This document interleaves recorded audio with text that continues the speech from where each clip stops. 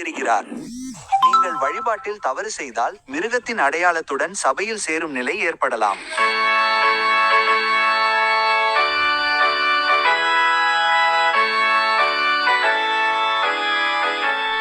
நம் ஆண்டவரும் இரட்சகருமான இயேசு கிறிஸ்துவின் நாமத்தில் உங்களுக்கு கிருபையும் சமாதானமும் உண்டாவதாக. நமது தீர்க்கதரிசன தொடரின் 2ஆம் பகுதிக்கு உங்களை வரவேற்கிறோம். முதல் பகுதியில் ரோமன் கத்தோலிக்க திருச்சபை மூலம் சாத்தான் செயல்படும் டிராகன் என்பதை கண்டறிந்தோம். முதல் மிருகம் டிராகனிடமிருந்து அதிகாரத்தை பெறுகிறது என்பதையும், தேவனுக்கு மட்டுமே உரிய அதிகாரத்தை சட்டவிரோதமாக கையாள்வதே தூஷணம் என்பதையும் அறிந்தோம். இன்று பைபிளில் மிகவும் தவறாக புரிந்து கொள்ளப்பட்ட அத்தியாயங்களில் ஒன்றை பற்றிய நமது பயணத்தை தொடர்கிறோம். வெளிப்படுத்துதல் 13 வெறும் மர்மமான குறியீடுகளை பற்றியது மட்டுமல்ல. கிறிஸ்துவின் வருகைக்காக தயாராகும் உலகிற்கு இது தேவன் தரும் இறுதி எச்சரிக்கையாகும். மிருகத்தின் அடையாளத்தை பற்றி மில்லியன் கணக்கான மக்கள் ஊகிக்கிறார்கள். இருப்பினும் அதற்கு வழிவகுக்கும் நிகழ்வுகளை மிகச்சிலரே புரிந்து கொள்கிறார்கள். இன்று இரவு நாம் 3 முக்கிய கேள்விகளை ஆராய போகிறோம். இரண்டாவது மிருகம் யார்? மிருகத்தின் பிம்பம் என்றால் என்ன? மிருகத்தின் அடையாளம் என்றால் என்ன? இவை வெறும் இறையியல் கேள்விகள் மட்டுமல்ல. இவை நாம் யாரை வணங்குகிறோம், யாருடைய அதிகாரத்தை ஏற்றுக்கொள்கிறோம், பூமியின் இறுதி நெருக்கடியில் நமது விசுவாசம் எங்கே இருக்கும் என்பதை தீர்மானிக்கின்றன. உங்கள் பைபிளை மீண்டும் வெளிப்படுத்துதல் 13ஆம் அதிகாரம் திறக்கவும். போதகர் செயன் ஓ கானர் தீர்க்கதரிசன பக்கங்களின் வழியாக நம்மை அழைத்துச் செல்கிறார். இந்த நபர் பார்ப்பதற்கு தீங்கற்றவராக தெரிகிறார்.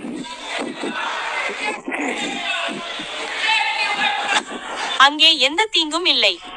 அப்படி தோன்றினாலும் அவர் வாயை திறக்கும் போதுதான் பிரச்சனை வருகிறது. ஆகவே நாம் இரண்டாவது மிருகத்தை சந்திக்க போகிறோம். வசனம் 11. 13ஆம் அதிகாரம் 11ஆம் வசனம் சொல்கிறது, இதை கவனியுங்கள். இதுதான் இரண்டாவது மிருகம். பின்பு பூமியிலிருந்து வேறொரு மிருகம் வருவதை கண்டேன். ஓ, முதல் மிருகம் எங்கிருந்து வந்தது? கடல். கடல் என்றால் என்ன? மக்கள் நிறைந்த பகுதி. கத்தோலிக்க திருச்சபை ஐரோப்பாவிலிருந்துதான் தோன்றியது என்பது நமக்கு தெரியும், இல்லையா? ஐரோப்பிய நாடுகளிலிருந்து. தற்போது ரோம் ஐரோப்பாவின் மையத்தில் உள்ளது. அந்த காலத்தில் ஐரோப்பாவில் மக்கள் தொகை மிக அதிகம். இப்போது இந்த நாடு பூமியிலிருந்து வந்தது. பூமி என்றால் மக்கள் நடமாட்டம் குறைந்த பகுதி என்று அர்த்தம். அங்கே ஆட்கள் யாரும் இல்லை. சபை என்னோடு இருக்கிறதா? ஆம். அந்த மிருகம் ஆட்டுக்குட்டியை போல 2 கொம்புகளை கொண்டிருந்தது. ஆட்டுக்குட்டி என்றால் என்ன? ஒரு சிறிய ஆடு. நான் சொல்வது சரிதானே? நல்லது. இது தோன்றும் இந்த புதிய சக்தி மிகவும் இளமையானது என்பதை இது காட்டுகிறது. சபை என்னோடு இருக்கிறதா? ஆம், இளமையானது. வெறுமனே சில கொம்புகள் உள்ளன. அதற்கு 2 சிறிய கொம்புகள் இருந்தன. ஆனால் அது பார்க்க தீங்கற்றதாகவும் அழகாகவும் இருக்கிறது. இருப்பினும் அது வாயை திறக்கும் போது எதை போல பேசுகிறது? அது ஒரு டிராகனை போல பேசுகிறது. ஆட்டுக்குட்டியை போல 2 கொம்புகளை கொண்டிருந்தது, ஆனால் டிராகனை போல பேசியது. ஆகவே அறிஞர்கள் இதை ஆட்டுக்குட்டி போன்ற மிருகம் என்று அழைக்கிறார்கள். சபை என்னோடு இருக்கிறதா? அதுதான் இரண்டாவது மிருகம். சரி சரி, அவரை பற்றி நாம் தெரிந்து கொள்வோம். வேதாகம அறிஞர்கள் இந்த மிருகத்தை அமெரிக்க ஐக்கிய நாடுகள் என்று அடையாளம் கண்டுள்ளனர். வேதாகமம் என்ன சொல்கிறது என்று இதோ பாருங்கள். மேலும் அது இந்த புதிய மிருகம் முந்தின மிருகத்தின் அதிகாரத்தை எல்லாம் அதன் முன்னிலையிலே செலுத்துகிறது. மேலும் அது, இதுதான் இங்கே முக்கியமான வார்த்தை, பூமியையும் அதில் குடியிருப்பவர்களையும் என்ன செய்ய வைக்கிறது? கொடிய காயமாறின முதலாம் மிருகத்தை வணங்க வைக்கிறது. எனவே இந்த புதிய மிருகமாகிய அமெரிக்கா, சபையை என்னுடன் இருக்கிறீர்களா செய்ய வைக்கிறது என்ற வார்த்தைக்கு கட்டாயப்படுத்துவது என்று பொருள். ஆம், பூமியில் உள்ள மக்களை கத்தோலிக்க திருச்சபையாகிய முதலாம் மிருகத்தின் கொள்கைகளையும் கோட்பாடுகளையும் ஏற்றுக்கொள்ளும்படி கட்டாயப்படுத்தும். ஆகவே இப்போது ஒரு அரசாங்கம் ஒரு சபையோடு இணைந்து செயல்படுவதை பார்க்கிறோம். இதைத்தான் நாம் அரசு மற்றும் சபை ஒன்றிணைவது என்கிறோம். இப்போது இது ஒரு போதகருடன் கூடிய சபை. இப்போது 13ஆம் வசனம் இன்னும் அமெரிக்காவை பற்றியே பேசுகிறது. இந்த மிருகம் எதை செய்கிறது? பெரிய அடையாளங்களை செய்கிறது. மனுஷருக்கு முன்பாக வானத்திலிருந்து பூமியின் மேல் அக்கினியை இறங்க பண்ணுமளவுக்கு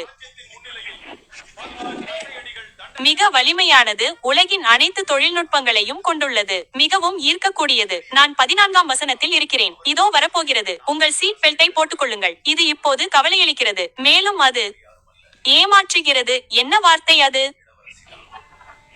மிருகத்திற்கு முன்பாக செய்ய கொடுக்கப்பட்ட அடையாளங்களினால் பூமியில் குடியிருப்பவர்களை ஏமாற்றுகிறது.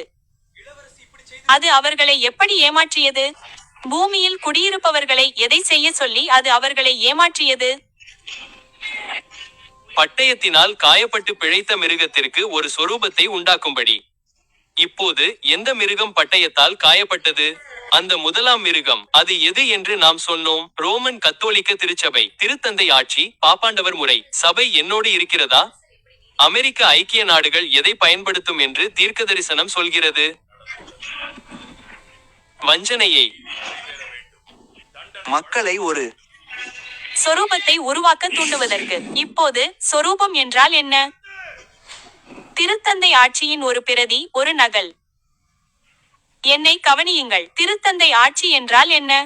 கத்தோலிக்க திருச்சபை அக்காலத்தில் ஐரோப்பாவில் அரசாங்கத்தோடு இணைந்து தன் அதிகாரத்தை பயன்படுத்தியது. ஆகவே இது சபை மற்றும் அரசாங்கத்தின் கலவை. அதுதான் திருத்தந்தை ஆட்சியை உருவாக்கியது. அந்த அதிகாரத்தை பயன்படுத்தி அக்காலத்தில் கிறிஸ்தவர்களை துன்புறுத்தினார்கள். சபை என்னோடு இருக்கிறதா? யோவான் கூறுகிறார், அமெரிக்காவும் அதே காரியத்தை செய்யும் என்று நான் கண்டேன். அது அமெரிக்காவின் அதிகாரத்தையும் சபை மக்களையும் ஒன்றிணைத்து திருத்தந்தை ஆட்சியின் ஒரு நகலை, மற்றொரு திருத்தந்தை ஆட்சியை உருவாக்கும். இரட்டை மேற்கோள் குறி. இந்த போதகரை கவனியுங்கள். ஆனால் இந்த திருத்தந்தை ஆட்சி கத்தோலிக்கமானது அல்ல. இந்த திருத்தந்தை ஆட்சி பிராட்டஸ்டன்ட் சார்ந்தது. இந்த திருத்தந்தை ஆட்சி அரசாங்கத்தாலும் கத்தோலிக்கத்தாலும் ஆனது அல்ல. இது அமெரிக்க அரசாங்கம் மற்றும் சுவிசேஷகர்களால் ஆனது. உங்களுக்கு இது புரியவில்லை என்று நினைக்கிறேன். நான் உங்களுக்கு விளக்கட்டும். இது கத்தோலிக்கர்கள் அல்ல, புராட்டஸ்டன்டுகளால் ஆனது. கத்தோலிக்கர்கள் முதல் பாப்பராசத்தை உருவாக்குகிறார்கள். புராட்டஸ்டன்டுகள் இந்த பிம்பத்தை உருவாக்குவார்கள். நல்லது.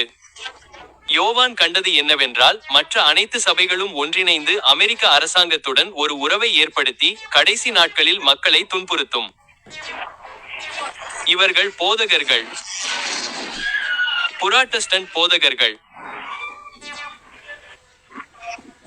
வெள்ளை மாளிகையில் ஜனாதிக்காக ஜெபிக்கிறார்கள். பிம்பம் இப்படித்தான் இருக்கும். உங்கள் நாட்டு தலைவருக்காக ஜெபிப்பதில் தவறில்லை. பிரச்சனை என்னவென்றால் அந்த உறவு எங்கே செல்லும் என்பதுதான். சபை என்னுடன் இருக்கிறதா? நீங்கள் பார்ப்பது பைபிள் தீர்க்கதரிசனம் சொல்லும் அதே விஷயம்தான். புராட்டஸ்டன்ட் தலைவர்களுக்கும் அமெரிக்க அரசாங்கத்திற்கும் இடையிலான ஒரு கூட்டணி மற்றொரு பாப்பராசத்தை உருவாக்க ஒன்றிணைகிறது. ஆனால் இது அமெரிக்க வடிவம். இது ஒரு பிம்பம் என்று அழைக்கப்படுகிறது, ஏனென்றால் இது பழைய காலத்தில் இருந்ததை போலவே இருக்கிறது. சபை என்னுடன் இருக்கிறதா? அமெரிக்காவிற்கு திரும்ப வருகிறோம். வெளிப்படுத்துதல் 13ஆம் அதிகாரத்தின் 15வது வசனத்தில் அவருக்கு என்ன வழங்கப்பட்டது என்று சொல்கிறார்? கொடுப்பதற்கான அதிகாரம். பிம்பத்திற்கு உயிர். உயிர் என்றால் என்ன பொருள்? ஜீவன். படைப்பாளி ஆதாமின் மீது உயிர் மூச்சை ஊதிய போது அவன் ஜீவாத்துமாவானான். இதன் பொருள், இந்த புதிய அமைப்பு உருவாகும் போது அமெரிக்கா அதற்கு உயிர் கொடுக்கும். சபை என்னுடன் இருக்கிறதா? நல்லது, கவனித்துக் கொள்ளுங்கள். அந்த மிருகத்தின் பிம்பம் பேசவும் செய்யவும் வேண்டும் என்று அது கூறுகிறது. இப்போது ஒரு அரசாங்கம் எப்படி பேசுகிறது? சட்டங்கள் மூலம். சபை என்னுடன் இருக்கிறதா? ஆம், சட்டங்கள் மூலம், நாடாளுமன்றம் மூலம். எனவே பிம்பம் அமெரிக்காவிடமிருந்து அதிகாரத்தை பெறும்போது அது சட்டங்களையும் விதிகளையும் ஒழுங்குமுறைகளையும் உருவாக்கும் என்று வசனம் சொல்கிறது, இல்லையா? இப்போது செய்யும் என்ற சொல் வருகிறது. அது கட்டாயப்படுத்தும். செய்யும் என்பதற்கு என்ன பொருள்? கட்டாயப்படுத்துதல். மிருகத்தின் பிம்பத்தை வணங்காத எவரையும் அது கட்டாயப்படுத்தும். கத்தோலிக்க வழிபாட்டிற்கு இணக்கமான சட்டங்களை இந்த கடைசி பிம்பமே உருவாக்கும் என்று வசனம் சொல்கிறது. அந்த பிம்பம் எப்படி இணக்கமான சட்டங்களை உருவாக்கும் என்பது இதுதான். வணக்கம் என்ற சொல் வருவதை கேளுங்கள். அது வழிபாட்டை கட்டாயப்படுத்தும். சபை என்னுடன் இருக்கிறதா? நல்லது. எனவே கவனியுங்கள். நான் 16வது வசனத்தில் இருக்கிறேன். வசனம் 16 இதோ மீண்டும் வருகிறது. வசனம் 16 வாசியுங்கள். அவன் என்ன செய்கிறான்? கட்டாயப்படுத்துகிறான். சிறியவர், பெரியவர், செல்வந்தர், ஏழை, சுதந்திரமானவர், அடிமை என அனைவரையும் என்ன செய்ய?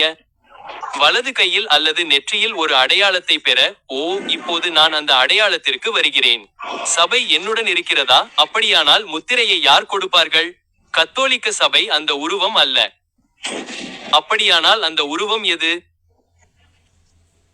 அமெரிக்க அரசாங்கம் மற்றும் புராட்டஸ்டன்ட் பாஸ்டர்கள் மற்றும் தலைவர்கள் ஒன்றிணைந்து ஒரு அமெரிக்க வகை போப்பாண்டவர் ஆட்சியை உருவாக்குகிறார்கள். அவர்களே வழிபாட்டை கட்டாயப்படுத்துவார்கள் என்று வேதம் கூறுகிறது. அவர்களது சட்டங்களின்படி நீங்கள் வழிபட வேண்டும். நான் 17வது வசனத்தில் இருக்கிறேன். முத்திரை எங்கே இருக்கிறது என்பதை நாம் கண்டுபிடிக்கப் போகிறோம். என்னுடன் வாசியுங்கள். மற்றும் எவனும் முத்திரையோ அல்லது பெயரோ அல்லது எண்ணையோ கொண்டிருப்பவன் தவிர மற்ற எவனும் வாங்கவோ விற்கவோ முடியாது. சபை இன்னும் போதகருடன் இருக்கிறதா? நல்லது, நல்லது, நல்லது. பொறுங்கள், பொறுங்கள், பொறுங்கள். நான் 18வது வசனத்தில் இருக்கிறேன். என்னுடன் வாசியுங்கள். ஞானம் இதோ. புத்தி உள்ளவன் எவனோ அவன் எதை மிருகத்தின் எண்ணெய் கணக்கிடட்டும், அது 666 என்ற எண்ணாகும். பைபிள் நமக்கு எண்ணெய் கொடுத்தது, ஆனால் முத்திரையை கொடுக்கவில்லை என்பதை கவனித்தீர்களா? அப்படியானால் முத்திரை என்ன? அப்படியானால் அது என்ன? பதில்: மிருகத்தின் முத்திரை என்ன என்பதை அறிய விரும்பும் நீங்கள் வசனத்தை பாருங்கள். இது என் சொந்த கருத்து அல்ல, இது பைபிளிலிருந்து வருகிறது. வெளிப்படுத்துதல் 14வது அதிகாரம் வசனம் என்ன? நான் அதை உங்களுக்காக வாசிக்கிறேன். அப்போது 3வது தூதன் அவர்களை பின்தொடர்ந்து எதை சொல்லி? பெருஞ்சத்தத்துடன், யாராவது யாராவது எதை வழிபட்டு? யாராவது எதை? மிருகத்தையும் அதன் உருவத்தையும் வழிபட்டு அதன் முத்திரையை பெற்றுக்கொண்டாள். அப்படியானால் முத்திரையை எப்படி பெறுவது? வழிபாடு தடுப்பூசி அல்ல. வழிபாடு பணம் அல்ல. வழிபாடு அடையாள அட்டை அல்ல. வழிபாடு மிருகம் வழிபாட்டை தேடுகிறது. வழிபாடு தேவனுக்குரியது. சபை என்னுடன் இருக்கிறதா? எனவே மிருகத்தின் முத்திரையை பெறுவதற்கான ஒரே வழி வழிபாடுதான். நேற்று இரவு நான் உங்களை எச்சரித்தேன். வழிபாட்டை நீங்கள் தவறாக செய்தால் நீங்கள் மிருகத்தின் முத்திரையுடன் சபையில் இருக்கலாம். ஆனால் அது வெறும் வழிபாடு மட்டுமல்ல. இந்த முத்திரை கட்டாயப்படுத்தப்பட்ட வழிபாட்டுடன் தொடர்புடையது. மிகவும் கடைசி தீர்க்கதரிசனம் உங்கள் கண்களுக்கு முன்பாகவே நிறைவேறி வருகிறது. உங்கள் வீட்டை ஒழுங்குபடுத்துங்கள். கடைசி எச்சரிக்கை. 3வது தூதன் அவர்களை பின்தொடர்ந்து பெருஞ்சத்தத்துடன் சொன்னது: யாராவது மிருகத்தையோ அல்லது அதன் உருவத்தையோ வழிபட்டு அல்லது நெற்றியிலோ கையிலோ முத்திரையை பெற்றுக்கொண்டால் அவன் தேவனுடைய கோபத்தின் மதுவை குடிப்பான். நீங்கள் மிருகத்தை வழிபடச் சென்றால் நீங்கள் நரகத்திற்கு செல்வீர்கள். இரட்டை மேற்கோள் குறி. அவர்களுடைய வேதனையின் புகை என்றென்றைக்குமாக எழும்பும். பகலிலும் இரவிலும் அவர்களுக்கு இளைப்பாறுதல் இல்லை. யார் எதை செய்கிறார்கள்? மிருகத்தை வழிபடுகிறார்கள். தேவன் உங்களுக்கு எச்சரிக்கை விடுத்தார். தேவன் உங்களுக்கு எச்சரிக்கிறார். நான் முடித்து விட்டேன். வெளிப்படுத்தின விசேஷம் மிருகத்தை பற்றி விவரிக்கும் அதே வேளையில் தேவன் தம்முடைய உண்மையான மக்களையும் விவரிக்கிறார். வெளிப்படுத்தின விசேஷம் 13க்கு அடுத்ததாக வெளிப்படுத்தின விசேஷம் 14 வருகிறது. அங்கே சமரசத்திற்கு உடன்படாத ஒரு மக்களை காண்கிறோம். அவர்கள் தேவனுடைய கட்டளைகளை கைக்கொள்ளுகிறார்கள். அவர்கள் இயேசுவின் மேலுள்ள விசுவாசத்தை கொண்டிருக்கிறார்கள். அவர்கள் நித்திய சுவிசேஷத்தை பிரசங்கிக்கிறார்கள். தேவன் தம்மை சாட்சிகள் இல்லாமல் ஒருபோதும் விட்டுவிடவில்லை. பூமியின் இருண்ட காலத்திலும் அவருக்கு என்று ஒரு உண்மையுள்ள மீதியான ஜனங்கள் இருப்பார்கள். அவர்கள் பரிபூரணமானவர்கள் என்பதற்காக அல்ல, கிறிஸ்துவுக்கு தங்களை முழுமையாக ஒப்புக் கொடுத்ததினால். நண்பர்களே, தீர்க்க தரிசனம் என்பது ஆர்வத்தை திருப்திப்படுத்துவது அல்ல. இது குணாதிசயத்தை தயார் செய்வது பற்றியது. ஒரு நாள் ஒவ்வொரு நபரும் ஒரு முடிவை எடுக்க வேண்டியிருக்கும். நான் தேவனுடைய வார்த்தையை பின்பற்றுவேனா அல்லது மனித பாரம்பரியத்தையா? கிறிஸ்து ஆண்டவராக இருப்பாரா அல்லது வேறு ஏதாவது அவருடைய இடத்தை பிடிக்குமா? மிருகத்தின் முத்திரைக்கு சிறந்த தயாரிப்பு தீர்க்க தரிசனத்தை மட்டும் படிப்பது அல்ல. இன்றே உங்கள் இதயத்தை இயேசுவிடம் ஒப்புக் கொடுப்பதே அது. இப்போது அவருக்கு கீழ்ப்படிய கற்றுக்கொள்பவர்கள் இறுதிக்கால நெருக்கடியின் போது நிலைத்து நிற்பார்கள். இந்த 2 பகுதி படிப்பை முடிக்கும் போது வெளிப்படுத்தின விசேஷத்தின் மைய செய்தி மிருகம் அல்ல என்பதை நினைவில் கொள்ளுங்கள். அது வெற்றி வீரராகிய இயேசு கிறிஸ்துவே. தீர்க்க தரிசனம் பயத்தை உண்டாக்க அல்ல, விசுவாசத்தை உண்டாக்கவே கொடுக்கப்பட்டது. குழப்பத்தை அல்ல, உறுதியை, விரக்தியை அல்ல, நம்பிக்கையை தரவே கொடுக்கப்பட்டது. இந்த தீர்க்க தரிசனங்களை வெளிப்படுத்திய அதே இரட்சகர் ஒரு வாக்குறுதியையும் அளித்தார். இதோ, உலகத்தின் முடிவு பரியந்தம் சகல நாட்களிலும் நான் உங்களோடே கூட இருக்கிறேன். மத்தேயு 28-20. இறுதி போராட்டம் எவ்வளவு தீவிரமானாலும் தம்மை நம்புபவர்களை கிறிஸ்து ஒருபோதும் கைவிட மாட்டார். வெளிப்படுத்தின விசேஷம் மதியம் 2:12 இல் விவரிக்கப்பட்டுள்ளவர்களில் நாமும் இருக்க வேண்டும் என்பதே என் ஜெபம். பரிசுத்தவான்களுடைய பொறுமை இதோ. தேவனுடைய கட்டளைகளையும் இயேசுவின் மேலுள்ள விசுவாசத்தையும் காத்துக்கொள்ளுகிறவர்கள் இவர்களே. இந்த செய்தி உங்களுக்கு ஆசீர்வாதமாக இருந்திருந்தால் உங்கள் குடும்பத்தினருடனும் நண்பர்களுடனும் பகிர்ந்து கொள்ளுங்கள். அட்வென்டிஸ்ட் குளோபல் நியூஸ் க்கு சந்தாதாரராகி தேவனுடைய வார்த்தையை தினமும் தொடர்ந்து படியுங்கள். உண்மையை அசத்தியத்திலிருந்து பிரித்தறியும் ஞானத்தையும் அவருடைய வார்த்தைக்காக நிலை நிற்கும் தைரியத்தையும் இயேசு கிறிஸ்துவுக்கு முழுமையாக ஒப்புக் கொடுக்கப்பட்ட இருதயத்தையும் தேவன் உங்களுக்கு தருவாராக. அடுத்த முறை சந்திக்கும் வரை தேவன் உங்களை ஆசீர்வதித்து நம்முடைய இரட்சகராகிய இயேசு கிறிஸ்துவின் மகிமையான வருகை வரை உங்களை உண்மையுள்ளவர்களாய் வைத்திருப்பாராக. ஆமென்.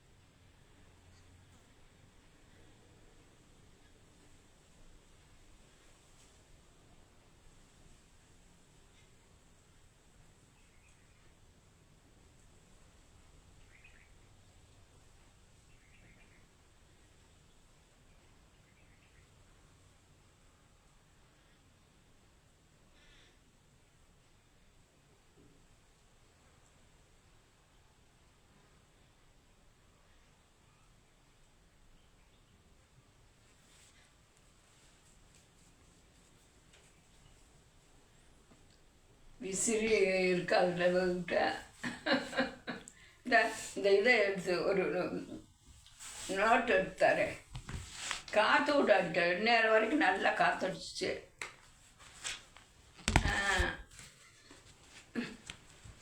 விசிறி இங்கே வச்சிருக்க மாட்டாங்க.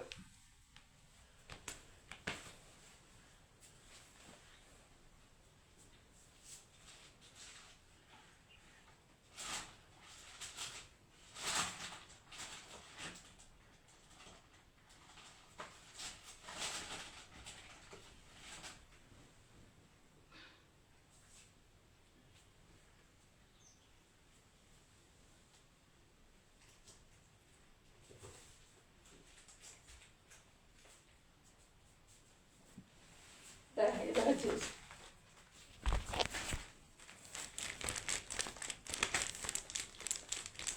இவ்வளோ நேரம் காற்று காட்டங்க.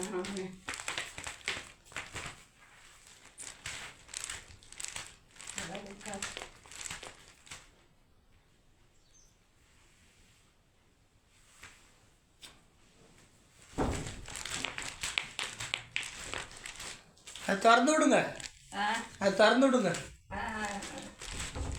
அவள் திட்டுவா, கதவை திறந்து வச்சுட்டீங்க அப்படின்பா.